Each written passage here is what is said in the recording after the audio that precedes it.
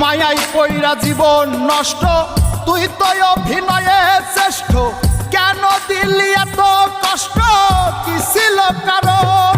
আরে ও হো বন্ধু রে, মায়াই পইরা জীবন নষ্ট, তুই তো অভিনয়ে শ্রেষ্ঠ, কেন দিলি এত কষ্ট, কি ছিল কারণ?